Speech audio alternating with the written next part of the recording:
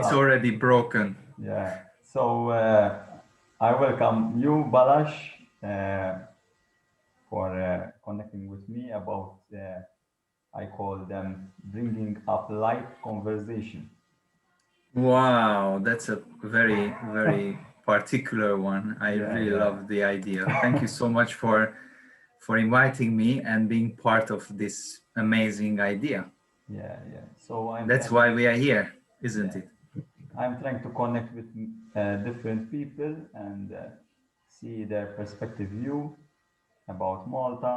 How can we improve uh, our mindset, or how can we improve our life in general?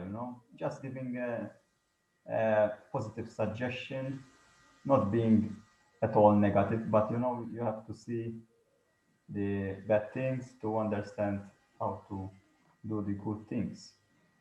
Of course. So you, as a yoga and mindfulness teacher, a spiritual life coach and mentor, Reiki master, energy healer, and gymnast champion, Hmm. that your home is Hungary, is not Malta. How you see Malta today after 10 years living here? Okay. So, first of all, I need to tell you something very important Yeah. right from the beginning. My home is not Hungary, and your home is not Malta. Okay. Our home is the Mother Earth. And we, in the 21st century, we need to stop limiting ourselves being Maltese, being Hungarian, being this or that. We need to learn. Jasmine, leave us. Jasmine, my daughter, like to play, sorry. So we need to learn how to see the global vision of one human race and one global home. Mm. Because as long as we see that, I am Hungarian and Mm. you are Maltese and I'm stranger and you are this and that, we will not be able to safeguard this place called Mother Earth, because we are always looking into our own interest, and that's what politicians do. Yeah. And that's why the institution don't work like EU, because they don't, or United Nations or any organization, as long as we don't feel that we are one big human family. As my master says, the earth is but one country and mankind its citizens, quoting Baha'u'llah. So this is how I think everything starts to understand that I am here as a spiritual being on a human journey, which means that my work is to learn how to be human. And we are gifted with this unlimited potential of this spiritual dimension, which we're coming from and moving forward, that we here in this very short lived earthly life, which has an expiration date, your body, we have to learn how to deal with that. And the reason why we came into this form, into this reality for this short-lived earthly life, is to recognize this sacredness of this spiritual journey and the sacredness of the temple which you live in. The sacredness is your body from a microcosmos, and the sacredness in a macrocosmos is Mother Earth, or the later on, as we go with higher consciousness, the whole universe. And these two can only live in harmony with each other. If Mother Earth is suffering, I am suffering. And versa the same. If I'm suffering, I'm affecting everything else around me, whoever, whatever is in connection with me. So related to Malta, this beautiful island, which I moved here 11 years ago, I came here for one purpose. The reason actually I've chosen this island, I lived in Ireland before, because I lived in 7 different countries before I came here. And the reason I picked this little tiny island is because I wanted to teach yoga throughout the whole year outdoor in the sun. And I looked on a map with my wife where is the sun shines the most amount of time, which country is English spoken, because I wanted to do also life coaching and spiritual work with English, because that's the best language I could talk. I speak French, Spanish, Hungarian, but my English is the best working language beside my mother tongue. And the other thing was that I can officially work in here. So that's how it needed to be an EU citizenship, so EU country. Yeah. So this Yeah. is how I ended up here. And right away, we just discussed earlier that we opened up knowing nothing about Malta, knowing nothing about really how to run a business. With my wife, we opened up at the time Malta's largest yoga and fitness center called Jungle Spirit. We just celebrated our 10th anniversary of it. So it was such a beautiful journey to be and still be part of this magical place, and to teach and to change the mindset of people and to help everyone realize and recognize the beauty within themselves, and also the beauty of nature, which is, as I said, the small temple is my body and the big temple is Mother Earth. Yeah. That is beautiful, you know.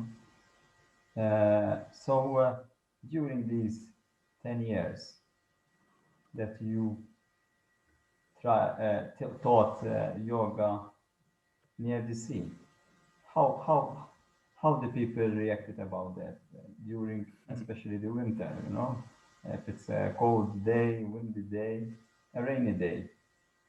So I know it doesn't affect you much, but how about the Maltese people? It's a very good question, and to be honest, it was very difficult for me to accept the fact that although this place, Malta, has an amazing climate and it's perfect to practice yoga throughout the whole year, which I do still. I teach every day outdoor and I swim in the sea throughout the whole year. I needed to realize that everything is relative. So what you consider cold is very relative, because if I go to Hungary now, it's freezing cold there. If I go to the Siberia or Alaska, it's even colder. Mhm. So compared to that, Malta is a paradise. And practicing yoga outdoor in 15 degrees where the sun is shining, Yeah. it's amazing.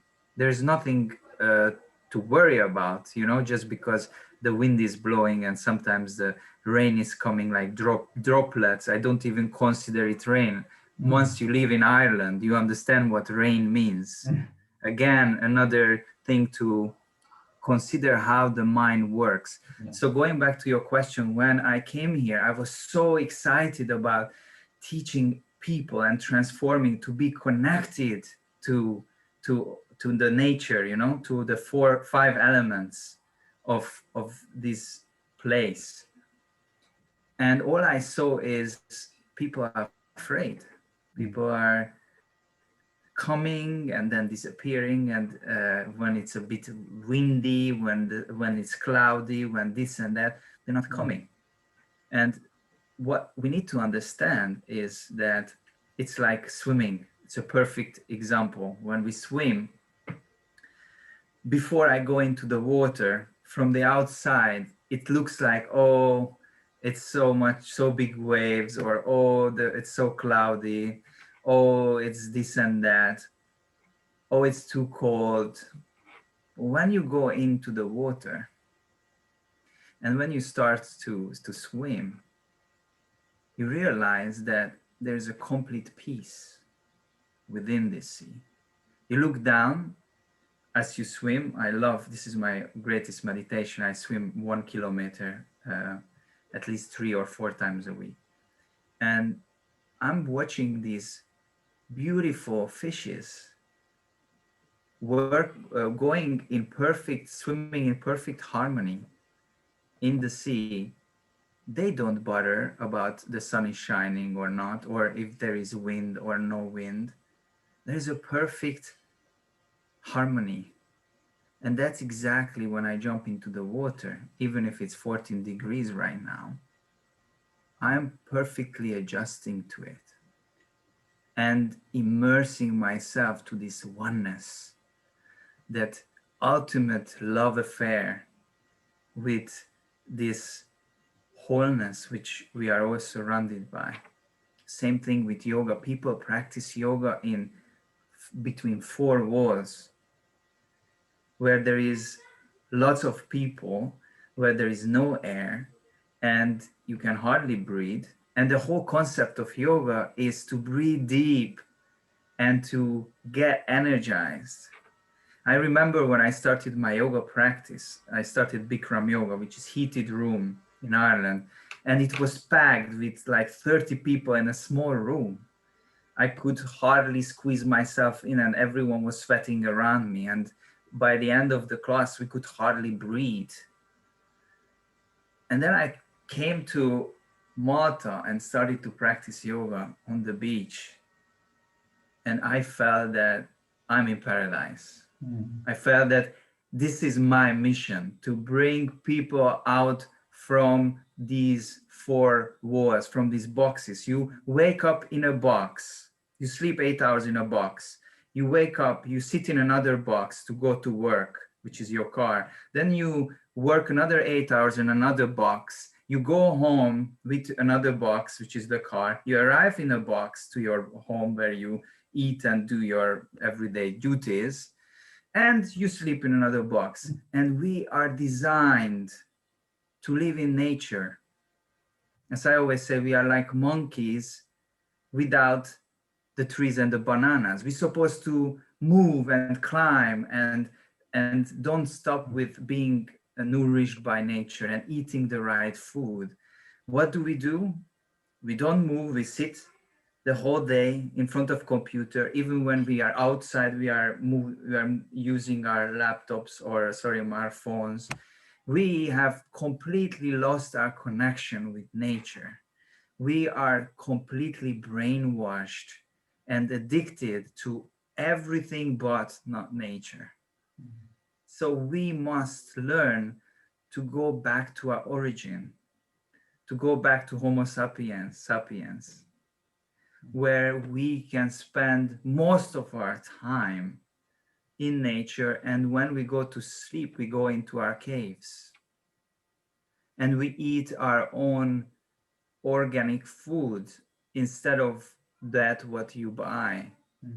It's not sustainable, and we need to learn how to eat according to our digestion, so that if you look at the apes, which we are the closest anatomically, physiologically, then you can see that they don't eat meat, they don't eat dairy products, they don't eat processed foods, they don't eat all these things, they don't take a pill if they have a headache. Everything can be healed on its natural terms. And God provided all these beautiful remedies, which is available for human beings. If you would feed an animal in a zoo, the way how we eat and the lifestyle we eat, all these animals get the same way: diabetes, cancer, obesity, heart, strokes, and all these kind of disease we have.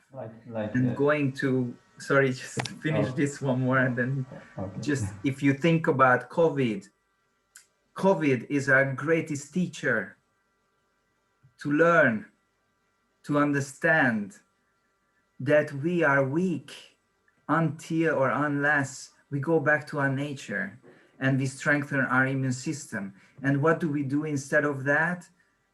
We are more put back into our boxes. We are more covering up ourselves not to breathe.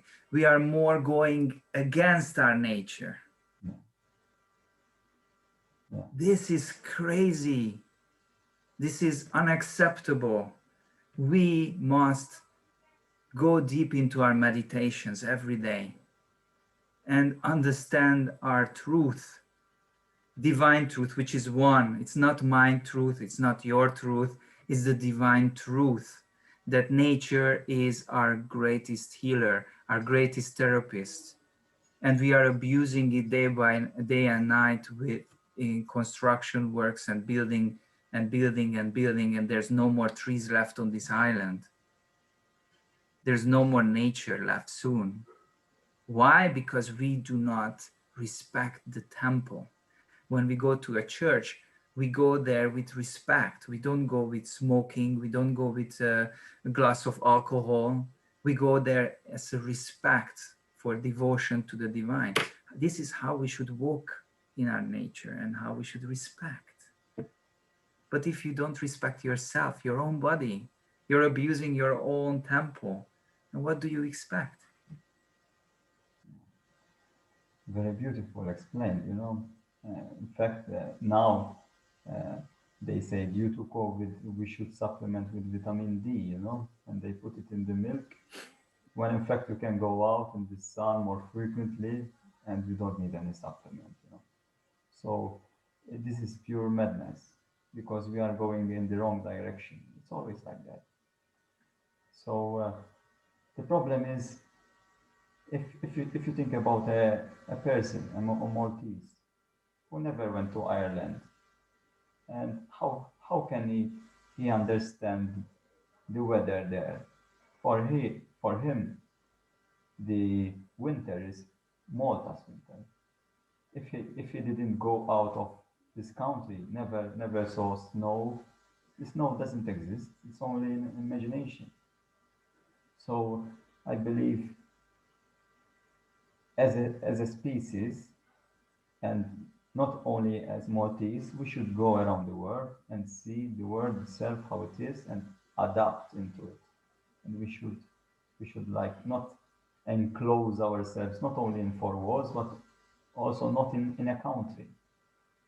So we have to like travel, okay, and not only just for pleasure and because we miss the trees that we cut and we miss the environment that we don't have, but to adapt and to be better, to be us eventually, because we are missing many things. Because when I think about, example, my daughter, she doesn't like to wear socks or any shoes at home. She stays grounded, and it's January, freezing cold, and she's like nothing. And I tell her, put the socks. And she tells me, like, I don't want to put the socks, I want to be grounded. And she is just 2.5 years old. But then when we adapt that we should put the socks and it's like, uh, it's normality now, then it's like we suppress these instincts. So we don't adapt to the code.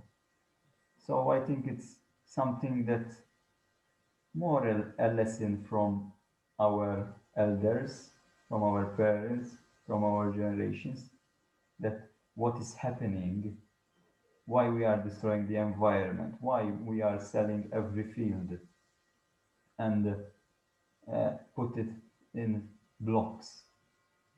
What if we use these fields and instead of building blocks, we use something that we can work with it, like agriculture, farming, or sightseeing and tourism, we could make a spa resort in Malta, It's like if we took care about how the houses were built and not there is no alignment at all.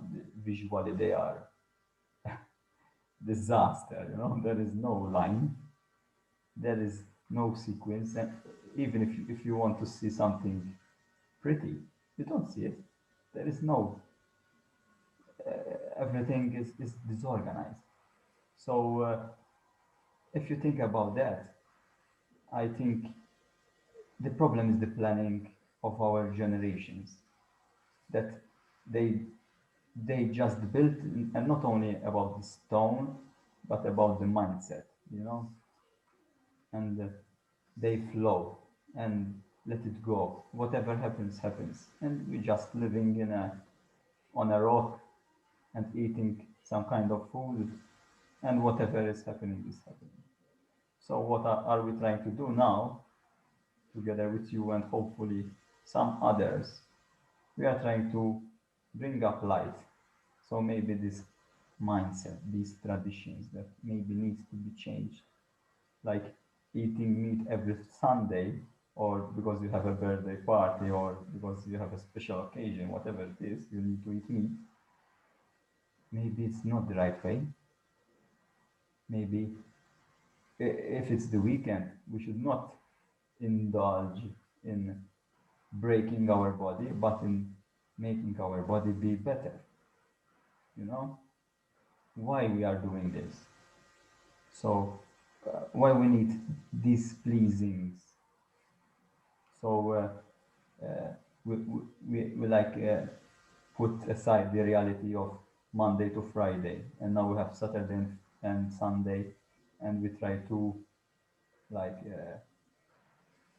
see a different reality. And then it comes Monday again, and we hope until Friday comes again, and you know, always the same routine. So I have seen this all my life.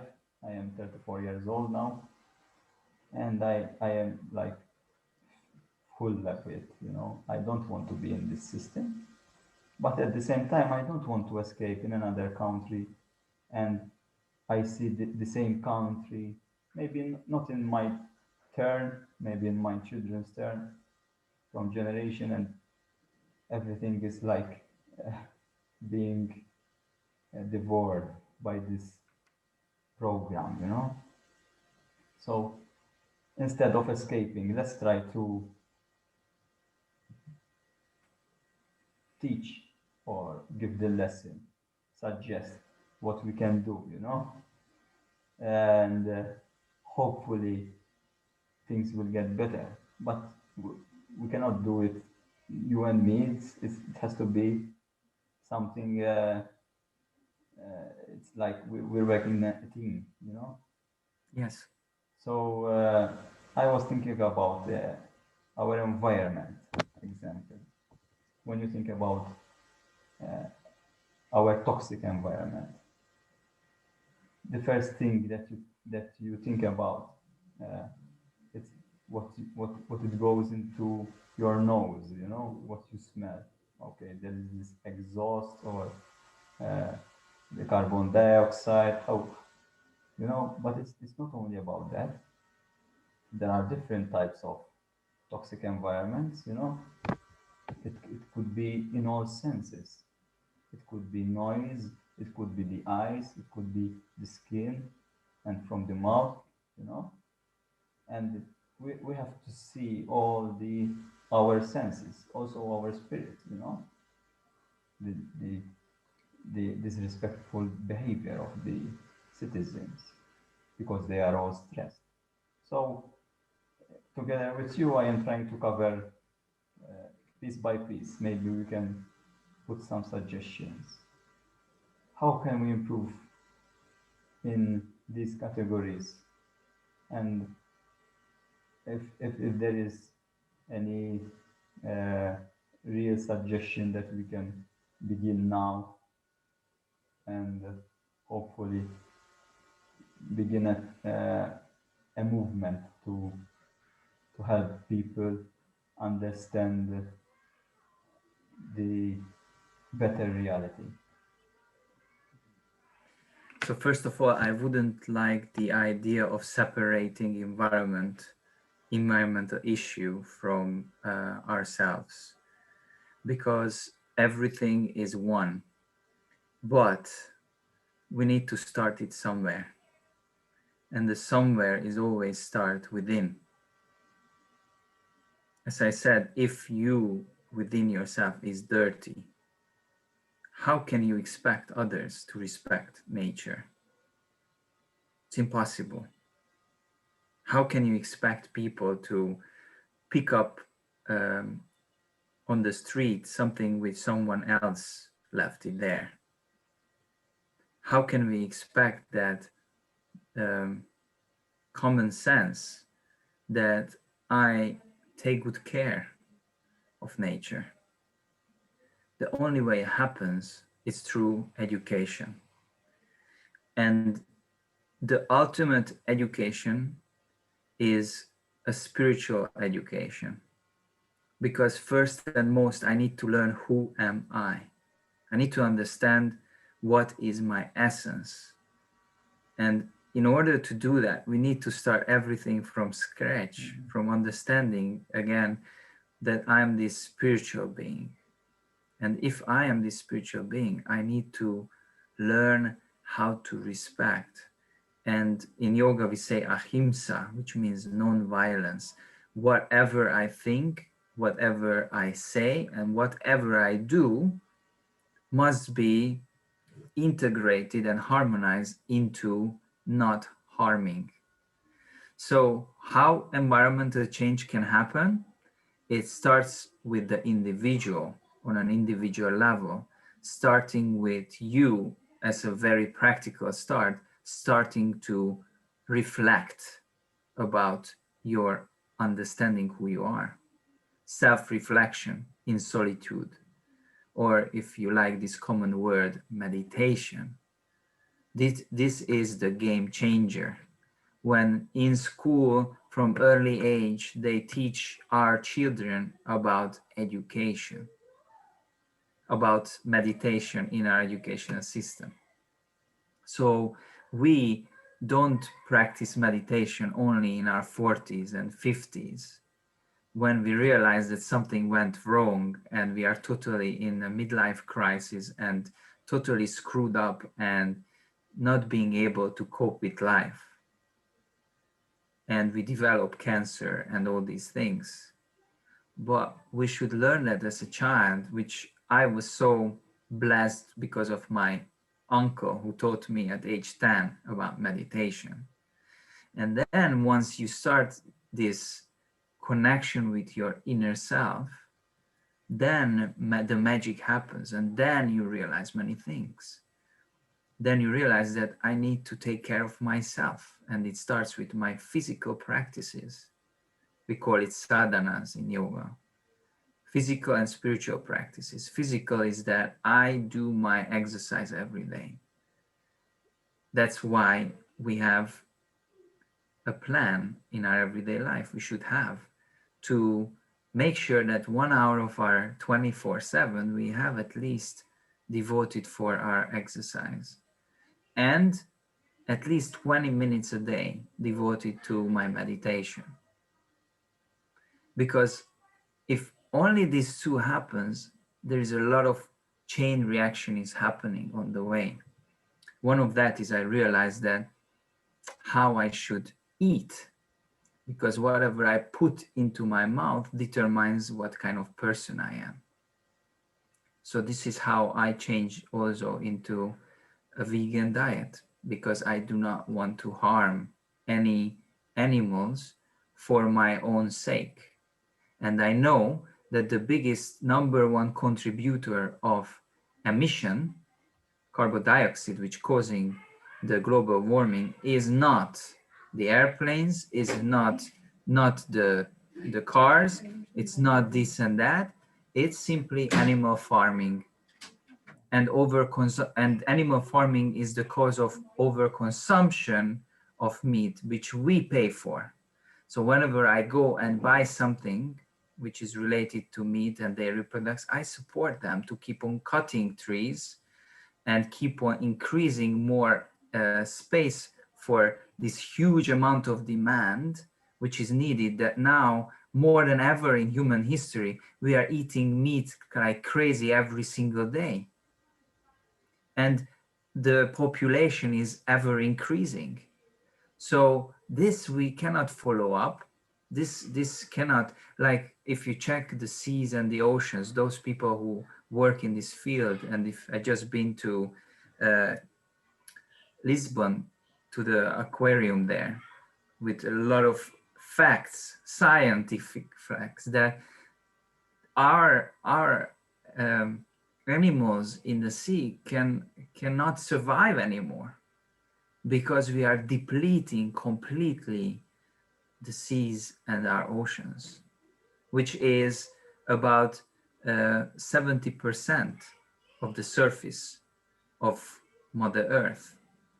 79, I think, and 21 is basically the continents.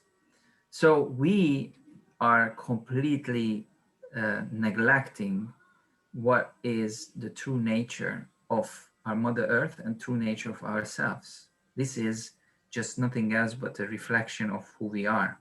So if I change my diet, if I change my understanding of respect and humility towards one another through my spiritual growth in the process of my daily meditation, in the process of my daily service, which I do for the betterment of the world one way or another, then everything will change. The reason why we are in where we are is because we elect the wrong people.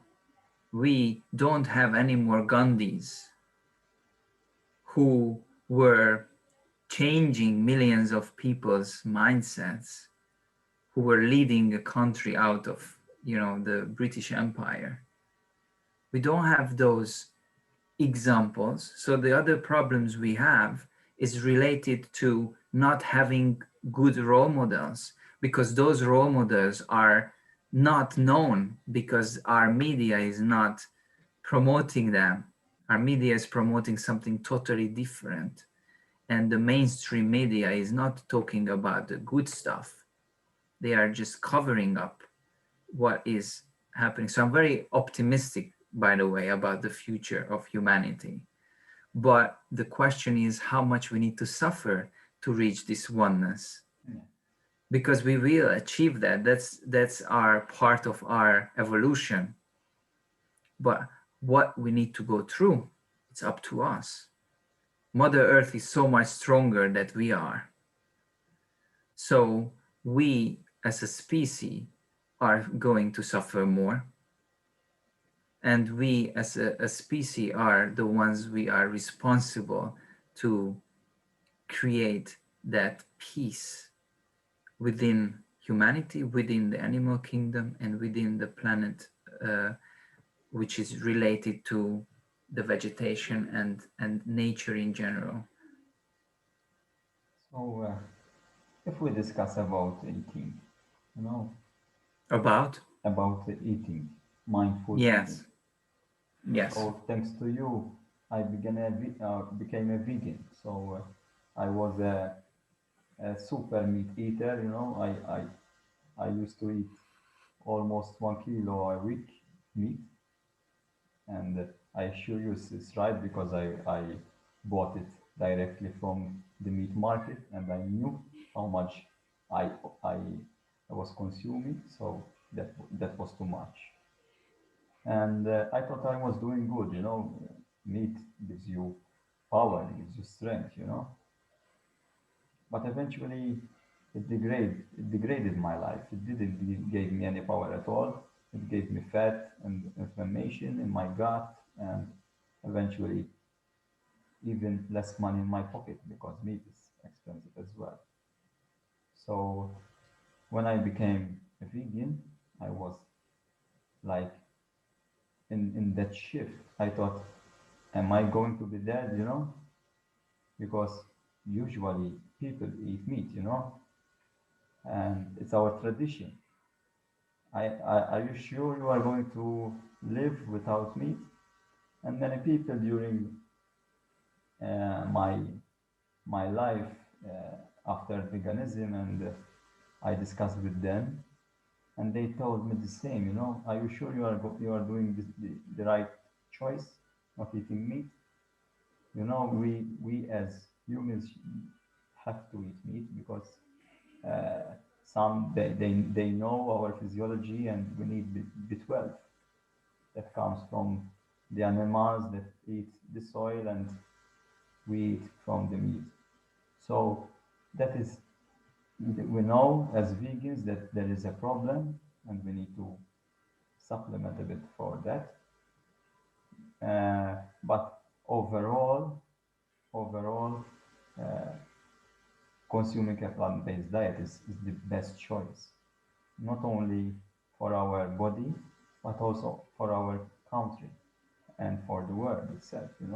Today, instead of uh, promoting animals to be killed, today I promote farmers to be more organic because I try to invest in organic as well instead of pesticide. So I am like promoting Maltese jobs instead of destructing fields. They use fields in making our food.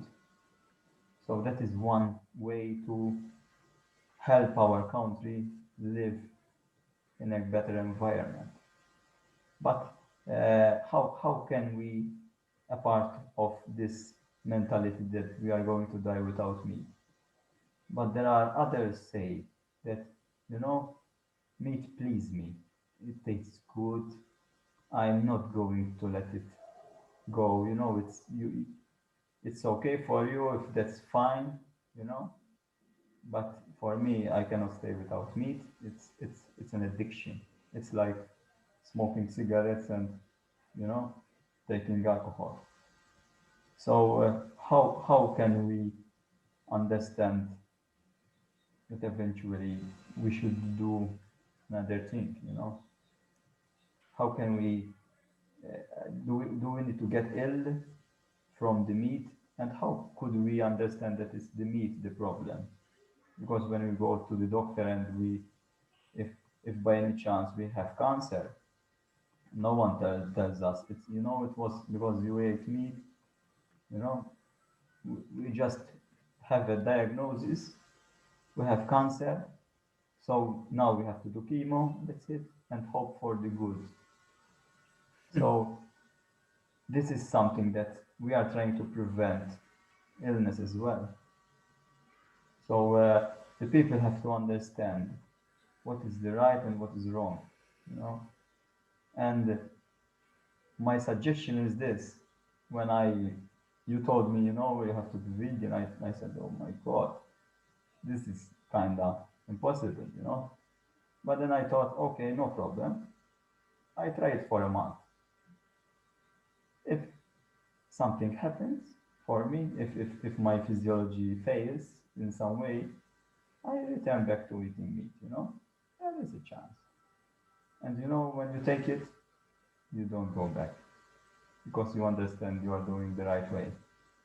And also your mind, it affects your mind because you feel you're getting better. Slowly, you don't doesn't do miracles, but by time, it's one it's a good way to begin changing your lifestyle. Yes. And that is not the only way, and because why we are pleasing ourselves with meat? Maybe because we are stressed, we are depressed, we are not in the right place. Why we are pleasing ourselves? Maybe we should reflect what are we doing in our lives and why we are punishing ourselves with these addictions. So it's a kind of chain reaction.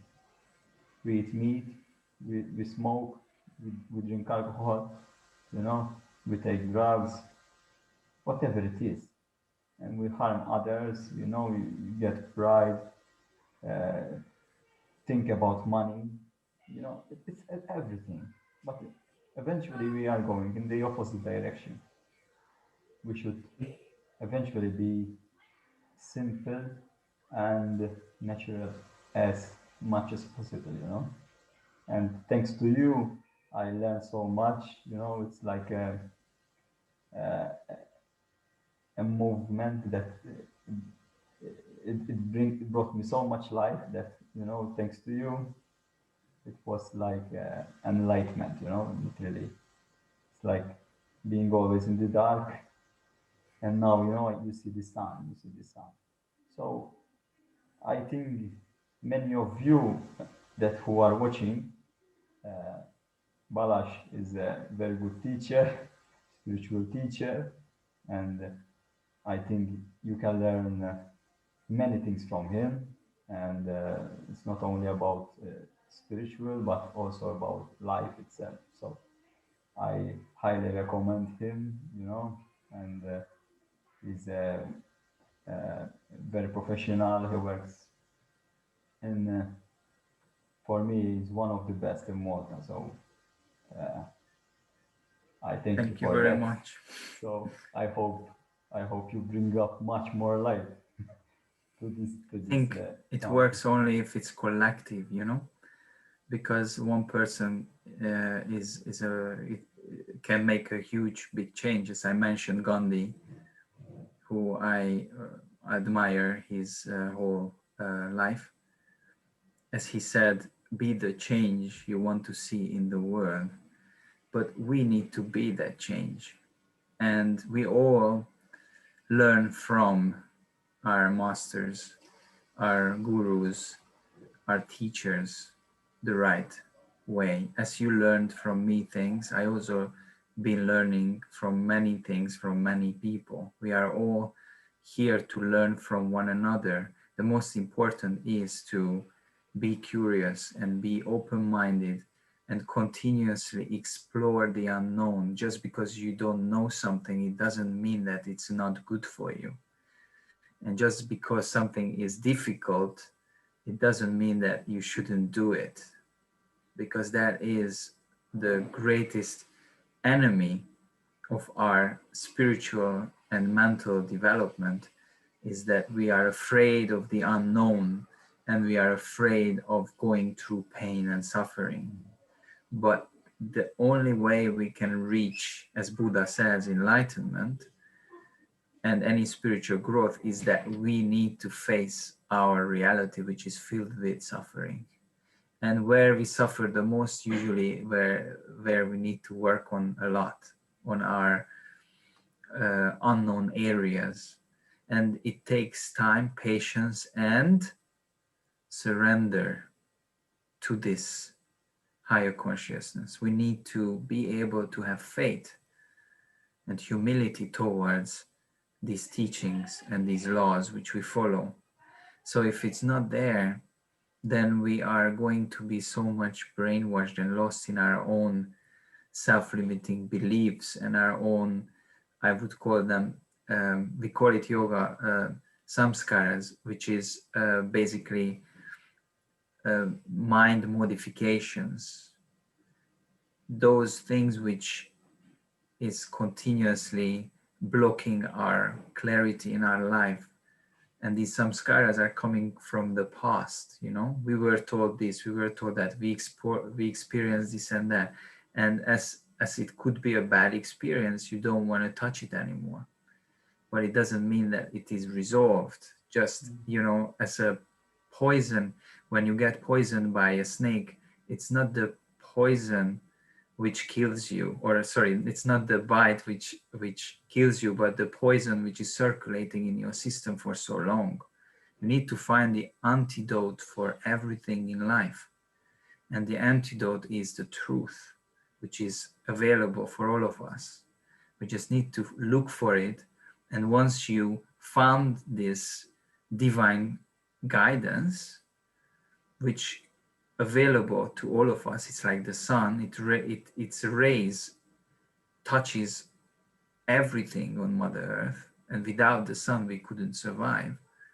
The same way, the spiritual teachings and the spiritual um, laws are something that if we don't follow and if we are not aware of it, then we would not be able to go beyond our own limitations and our own animalistic nature. We are distinctioned by this divine creator, that we have a higher station than animals do. We have a consciousness which can actually bring unity and peace into this world. And if we don't use this higher consciousness and we stay on an instinctive level, we become worse than animals. because animals instinctively, at least, they respect nature. They are not harming each other on purpose or for money or for this and that. They do it for survival or for this and that. But we can be the most cruel creatures of the earth, not just killing our own people, but killing the nature and animals with it. So the bottom line, which I want to get to this with this talk, is about consciousness. We are all need to go through different level of consciousness. And this consciousness is potentially within all of ourselves, but it needs to bring up to the surface so that we can be awakened and we can live according to our dharma. We say it in yoga, dharma is our purpose, divine purpose, which means to live according to creating this paradise, heaven on earth. We don't need to wait till we die to go to the heaven. The heaven is right here and now. We just need to work for it and live finally in peace. This society, this age, the 21st century, is such a turning point on human history because we are now finally moving on a collective, on a higher level of consciousness. Never ever before we had that opportunity. Now we are at the brink of this shift from moving from our lower chakras, which are the animalistic survival mechanism chakras, into our heart center, the heart chakra, the fourth chakra, which allows us finally to live according to our spiritual capacities as one consciousness. So this is why we are having all these challenges which we are facing today. It's not by coincidence. It's on that purpose that we can go beyond our limited animalistic nature, which we've been living for so many thousands of years. Yeah, beautiful. Because when I speak about COVID, and people say, when it's going to finish this, maybe we can go back. And I say, no, go back. I don't want to go back, I want to go beyond that, You want to go forward. So how are we going to learn from this? How are we going to evolve? And this is not about Malta. This is about the whole earth. If you think Exactly. about an actor, and you say, no, Arnold Schwarzenegger, huh? Okay, he knows about COVID. It's not about Malta, so it's a universal consciousness. Everyone, Exactly. there is no higher levels or lower levels. Everybody knows and felt the terrible COVID time, So hopefully, as a universal species, that although we are divided by lines, this virus went beyond that, and it like spread around universally. So hopefully, this is the collective time, because this is not about a united nation. It's about a united world. So hopefully we don't try to say it was that country that created this virus and we are trying to be collective against that. But let's try to be collective. How are we going to evolve from that? So Yep. that this time is very beautiful. In a way, it's real. There are people dying, but this this always happens. People every day die. It's not only about COVID. They just don't mention them in the news like they mention them now. So even about the flu, many people at at that age, you know, when they are old, also died before in these years. So why we are going, why we are mentioning so much that now these people are dying? Before they were not dying, you know. So it's the media itself. It's creating consciousness, but hopefully this is not kind of a program that we are going in a backward direction, that we are putting the mask, we are restricting ourselves, being more antisocial, you know.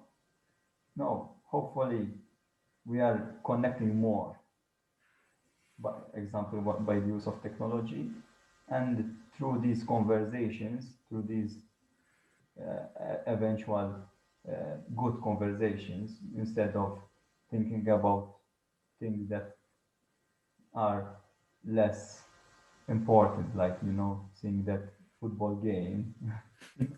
You know, sometimes, okay, it's not something bad, you know, but it's, if instead of seeing it every day or every week, you know, it's like your tradition.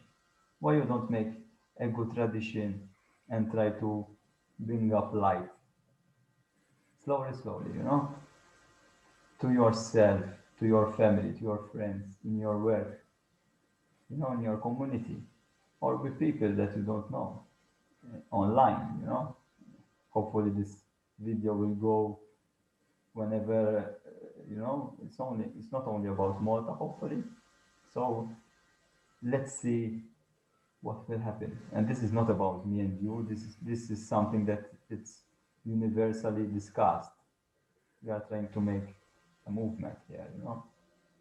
So hopefully it will serve good. I don't know if you have something else to say. I don't know how much time you have as well. So I really no, need to go, I know your but time is precious. So and I think other people's time is precious too. yeah, So maybe we should just conclude with yeah, the practicality of yeah, our discussion, because talk is cheap yeah. and we can talk for hours and we can complain about the world and we can complain about how the system is. Mhm. But what I'm interested, and that's my work, is what you do about it right now. Whoever is listening, you know, what you do. How do you wake up in the morning and how you're changing your reality? So my invitation to you, I mean, to the audience, is to start your daily meditation practice every day. Start with 10 minutes, it's okay. But eventually, I mean, 10 minutes is not considered much to meditation because you need time to get into the meditation state. You can start with guided meditation. You go on YouTube, there are thousands of guided meditation material. So the most important is solitude. Go into your meditation every single day. When you say, I don't have time, or I'm not good at meditation, or it's not for me, you're wrong. You were meditating 9 months already in your life, in the womb of the mother, of your mother. That was a perfect preparation for your practice. Now you need to go back to that state, and self-reflection is the beginning where everything can start. Until that, there's nothing we can talk about. There's no point about anything. Until you don't do any meditation, you are just living a very superficial, limited life. So this is one invitation. Second invitation is exercise every day. I don't mind if you have only one leg, or if you have only one arm, or if you have this or that, you are sick, you cannot move this and that. It doesn't matter. You can still exercise, but find the way which works for you the best. And if you need support, that's why there are magical people out there who can guide you in meditation, in yoga, in fitness, in whatever you want to explore, but do your duty, which is taking care of your body. The third one, which is completing the mind, body, and spirit cycle, is your mental state. You need to nourish this because this computer is very corrupt. It's corrupted by the society, by how we were raised up, by the education system we went in, by all the things which your parents put into you, copy pasted into your life. This needs to be rebooted. So cleaning up all the viruses and bacteria and all those things which are inside. And this is a work because it's very much we are self-present into this system, and we need to first be liberated from it. So we must learn to shut off all of those things which are brainwashing us, and we need to focus on those things which are liberating us. So start to educate yourself regarding anything to do with spirituality, regarding the purpose of life, following spiritual teachings, following all those amazing masters and gurus who are available for you for free of charge. All you need to do is open your heart and start studying and learning how to become the best version of yourself, how you can serve this oneness. This is my bottom line. How I, this beautiful soul, can serve this human consciousness. Because that's the only thing it's worth living for. Anything else, collecting more and more of these material things, you won't take it with you when you die.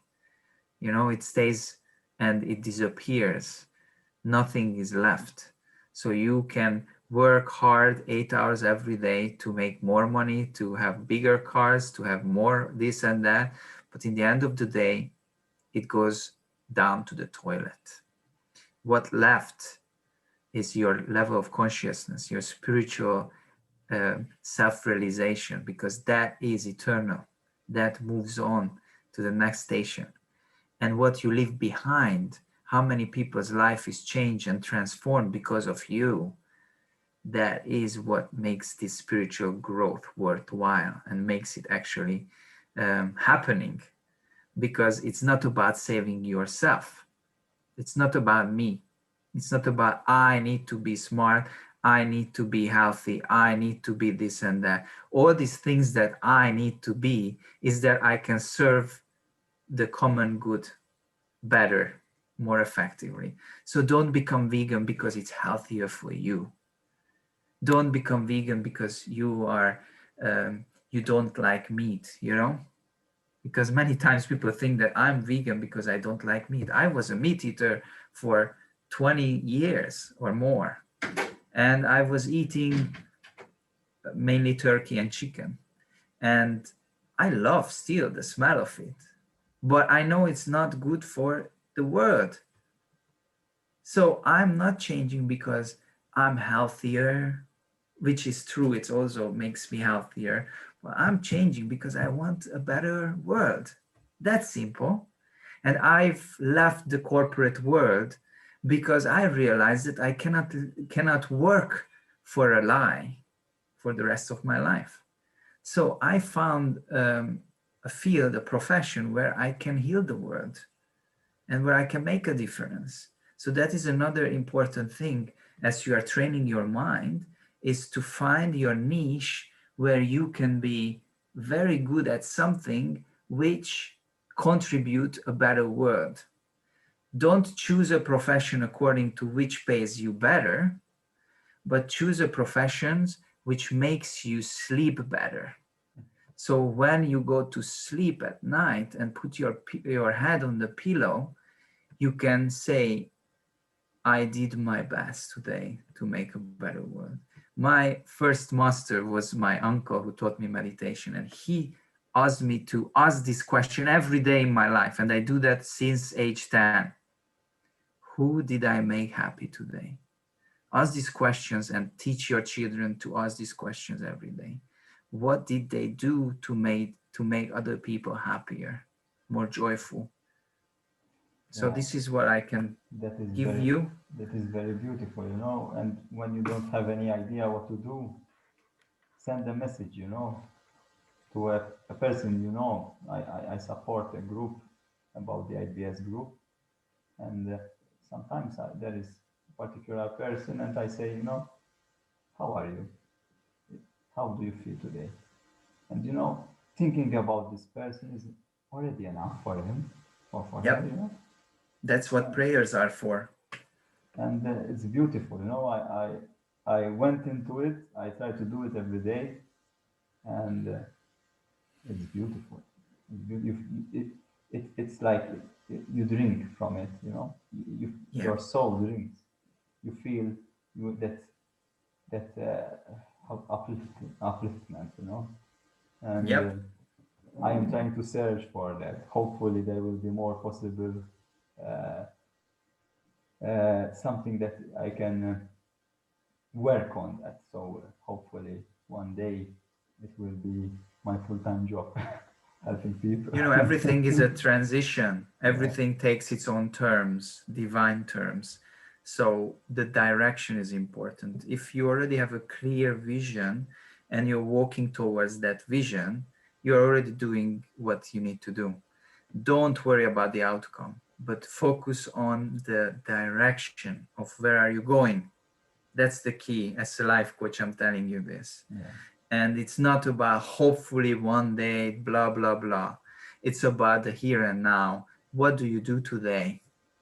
Even if you're working whatever you work for and you're not happy about it, it's okay. Still do your job properly and change people's life within that circle you are working.